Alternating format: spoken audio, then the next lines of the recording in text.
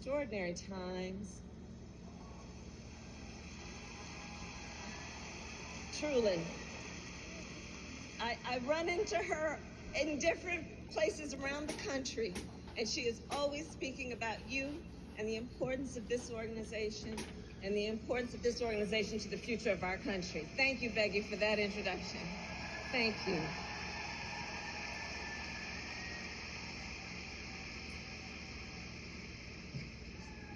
So before I start with my address to you, I want to just briefly but importantly address the tragedy just miles away in Highland Park. As we all know, yesterday should have been a day to come together with family and friends to celebrate our nation's independence. And instead, that community suffered a violent tragedy. Children, parents, grandparents, victims to a senseless act of gun violence. And Doug, who is here with me, he and I, of course, we mourn as you do for those who were killed, and we pray for those who were injured. And we all grieve, I know, for the lives that are forever changed in that community, including, of course, the students and the teachers of that community who have suffered great loss. And I don't need to tell NEA, we need to end this horror. We need to stop.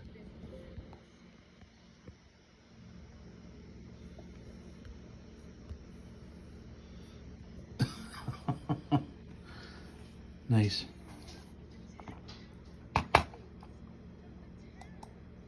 Of gun violence.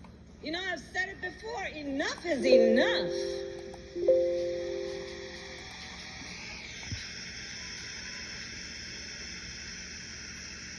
I mean, here we are, and our nation is still mourning the loss of those 19 babies and their 2 teachers in Uvalde. This massacre was the most recent reminder in Uvalde of the risks that our children and our educators face every day. Teachers should not have to practice barricading a classroom.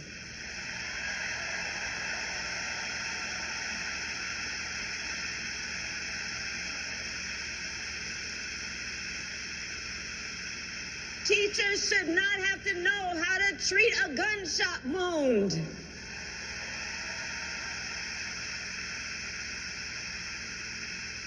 And teachers should not be told that lives would have been saved if only you had a gun.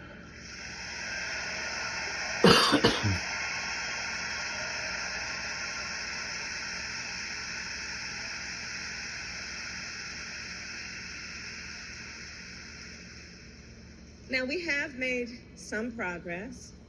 For the first time in 30 years, our President Joe Biden signed a federal gun safety bill.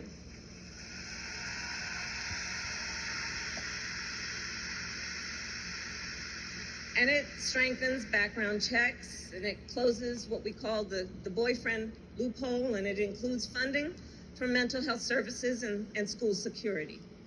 But we have more to do. We have more to do. Got a lot more to do.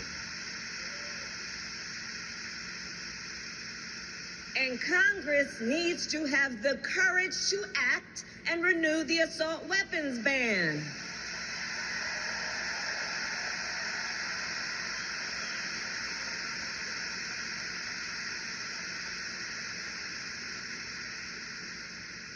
You know, I'll talk in a minute about how you as educators teach the children so much.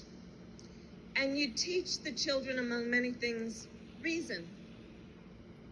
So let's talk about what an assault weapon is designed to do. An assault weapon is designed to kill a lot of human beings quickly. There is no reason that we have weapons of war on the streets of America. We need reasonable gun safety laws.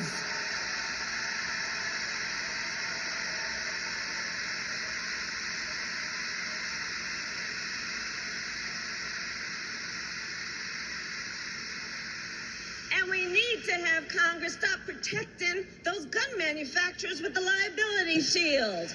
Repeal it. Repeal it.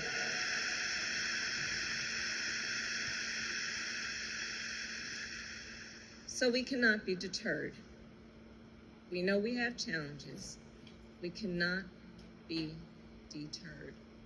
And NEA, we will not give up this fight. We will not tire. Deterred. Because I know who you are. That is just not in our nature.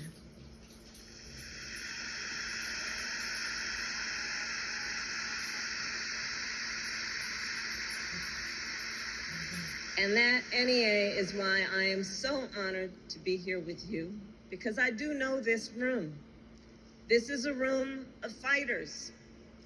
And I know how deeply personal this work is to each one of you. As an educator, your work doesn't stop at the end of the day when you walk out of your school. Your work is full-time. I know that.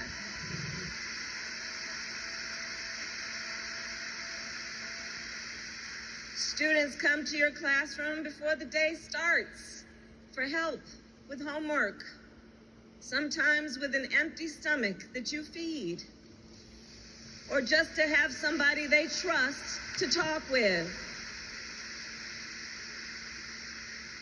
Your students look at you to tell them everything's going to be okay, even sometimes when you may not be sure, but you continue to show up. And that is why President Biden and I are so honored to partner with the NEA to build our nation's leaders.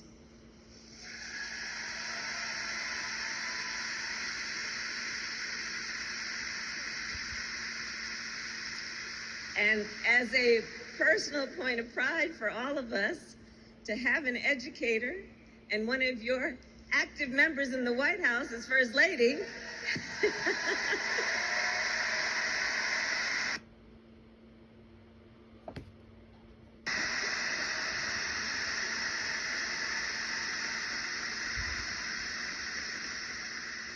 Dr. Jill Biden. Yes, and I can tell you. So I sometimes see her in a different situation than you might. And let me just tell you something. I have watched her go from the classroom directly to events at the White House or across the country and around the world, grading papers in between.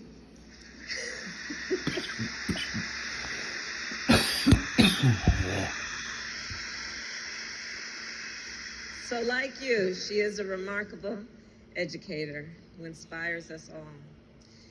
NEA, who you are and what you do is also personal to me. I've shared with some of you, my first grade teacher, Mrs. Frances Wilson, God rest her soul, attended my law school graduation.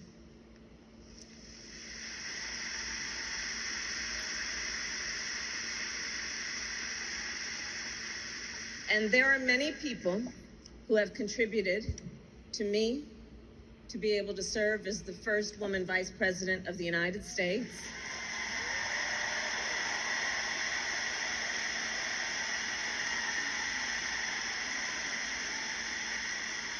But I'm gonna tell you, Mrs. Wilson was one of the earliest.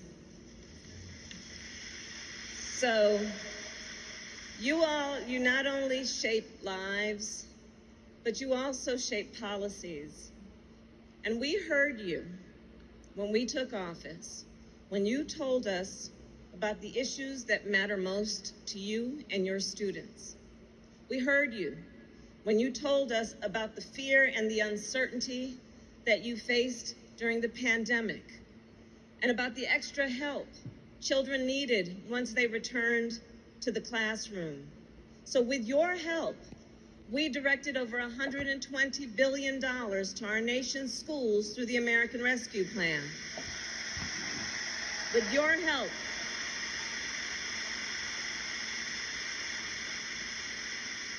And this funding also led to a new initiative launched just today to help students who fell behind during the pandemic, which means 250,000 tutors and mentors across the country will be in schools to give students the support they need and to support your work every day.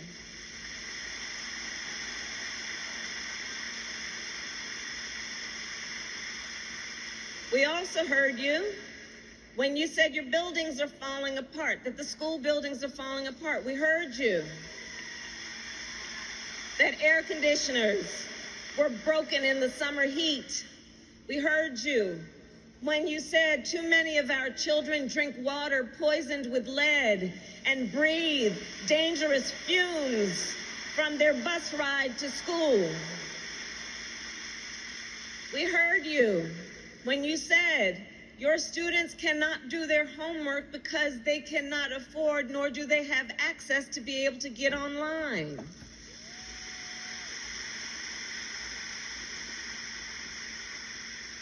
So we passed the bipartisan infrastructure law, and it will repair aging school infrastructure to save schools money. It will replace lead pipes in 400,000 schools and child care facilities across the country,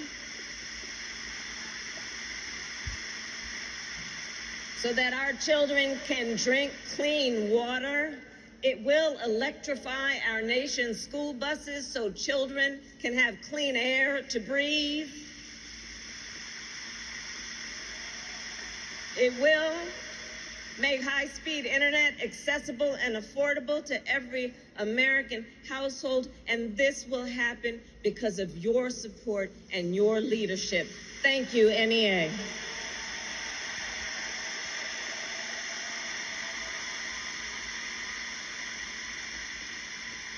And we still have more to do. And we have so much to do together. NEA, you are an extraordinarily effective as a group advocate for change, which is why we know that you have been able to see the success you have achieved. And it is no surprise why, because we know unions know how to organize.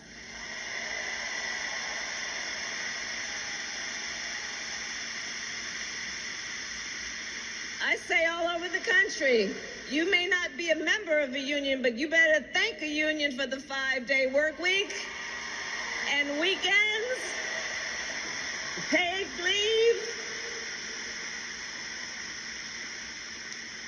And I often meet, and I know you do, and many are here, I often meet with young organizers from around the country. And what's exciting is that we are seeing in a new, younger generation that they want the benefits and the protections that come from joining a union. They want it. They want it. Because they know what we all know. Unions give workers a voice.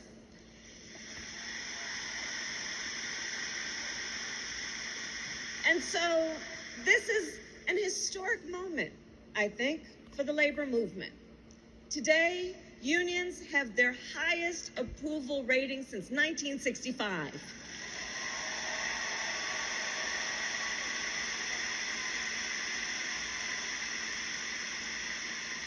About half of all non-union workers say they would join a union if given the chance. That is almost 60 million people.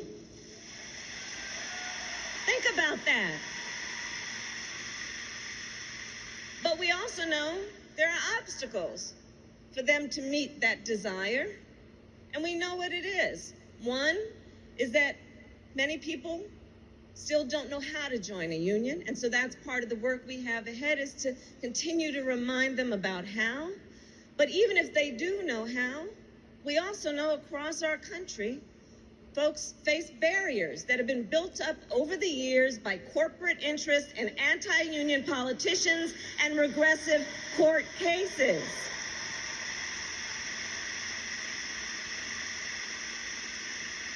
I fought many of those cases when I was Attorney General of California, so we know the obstacles are there.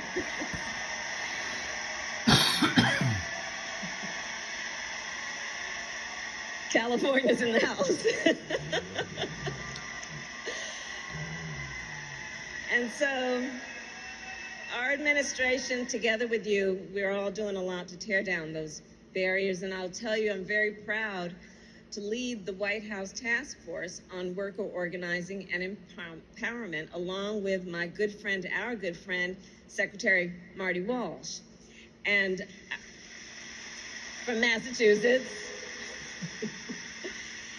And our president, Joe Biden, accepted all of our 70 proposals to make it easier for workers to organize. And here's the significance of that. It relates to federal workers, but the federal workforce is actually, the federal government is the largest employer in the country. And so when you think about it, as we adopt the recommendations to make it easier for federal workers to organize, you will point to all of that to say, if it can happen there, it can happen here.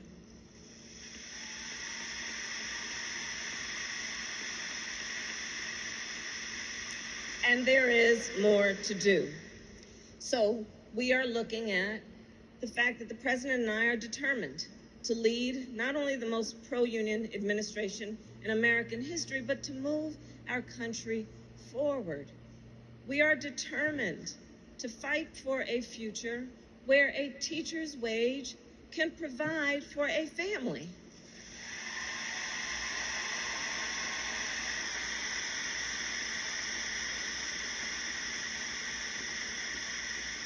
Because I know it is still the case that some of you work in 2 jobs.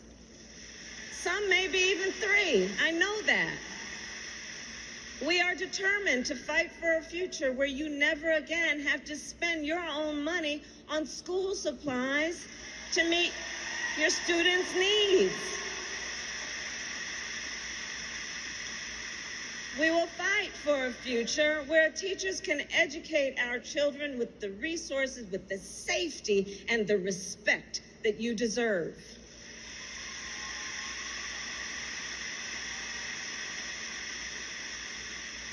Because we are clear, when we do that, we can be sure that every child can reach their God-given potential.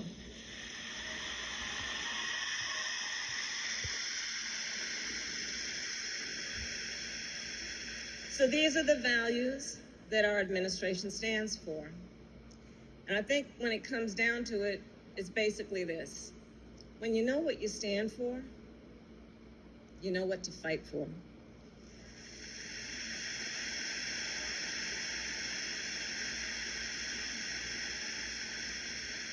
And so much of what we just got through talking about is what extremist so-called leaders stand against. Since our administration has started, not one Republican leader in Washington voted to rescue our nation in the middle of a pandemic, including when we proposed resources for our children and our educators. Not one Republican leader in Washington, D.C. voted to extend the child tax credit, which helps the poorest students and their families. Instead, these extremists, so-called leaders, fought against raising your pay. Instead, these extremists, so-called leaders, refused to keep assault weapons off our streets and out of our classrooms, and tried to silence your voice through your union. And instead, these so-called leaders have tried to make you pawns of their political agenda. Because while you work hard to inspire the dreams and ambitions of our next generation, they dare question your dedication, your motivation, and your value. While you work hard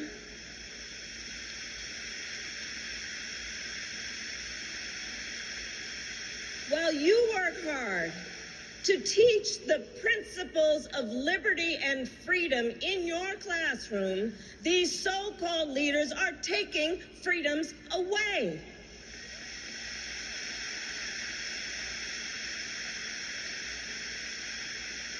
Freedom freedom away from women and the freedom to make decisions over their own bodies. Yes.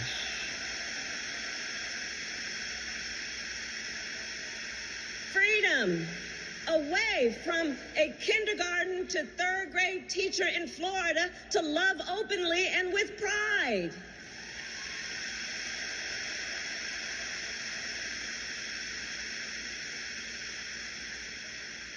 And away from every American as they intentionally try to make it more difficult for folks to vote.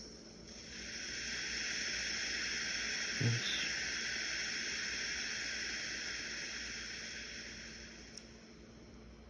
We are 126 days away from an election, and we all know what we need to do.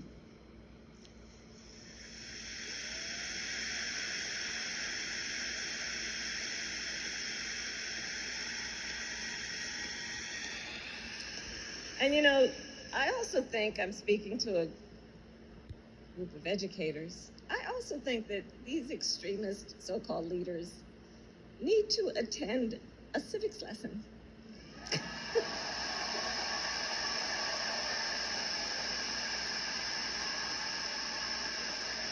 I actually think it would benefit us all if they sat in your classroom for a few days to remember how a democracy works.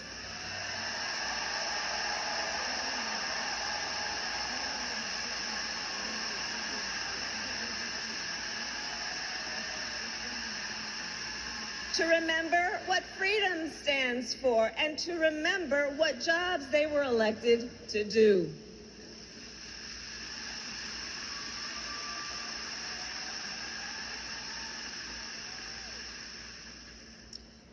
All that to say that as educators, you know, we all know that history has never been an unbroken line toward progress. That even when we have advances, there will be setbacks. In certain times, those setbacks being more drastic than in others. This is one of those moments, but we will not be deterred. The President and I are counting on you to help us move forward as a nation, just as NEA has done throughout its history. Because I remember that this organization fought to lower the voting age to 18.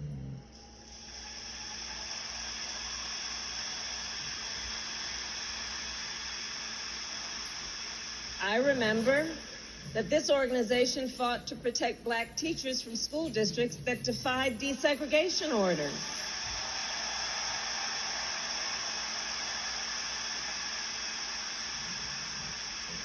Remember that this was the organization that stood with others to fight to pass DACA and ensure undocumented people can learn in our communities.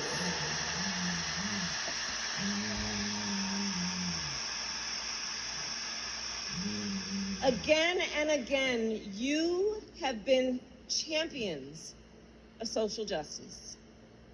And it is clear, educators are a central part then of moving our nation forward. You are not only essential to our children's future, I'm here to share with you, you, I believe, are essential to the future of our democracy.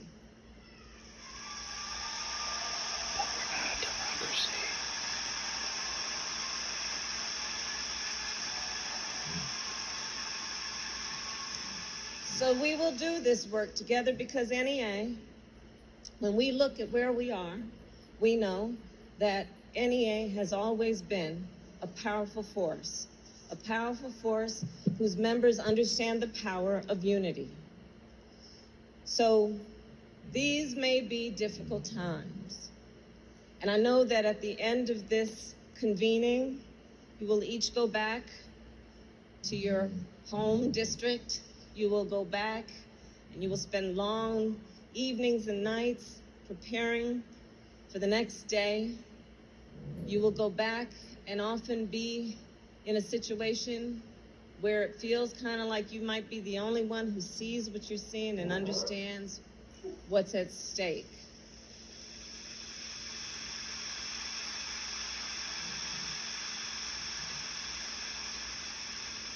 But let's remember moments like this. And let us remember that the fight toward progress, by its very nature, is not linear. We're going to have our ups, we're going to have our downs. Let's remember, I like to paraphrase all the time what Coretta Scott King said. She said, the fight for justice, the fight for civil rights, the fight for freedom, the fight for equality must be fought and won with each generation. And I think when she said that, she had 2 points in mind. One is that it is the very nature of what we stand for and therefore fight for, that whatever gains we make will not be permanent. There's so much strength in what we achieve, but there is also fragility. So we must be vigilant. And the second point then being, if we understand that's the nature of it, it's not going to be permanent. It is fragile unless we are vigilant. It's the nature of it. So do not despair. Do not be overwhelmed. Do not throw up our hands when it is a time to roll up our sleeves. Thank you, NEA. God bless you. God bless our education. And God bless the United States of America. Thank you all.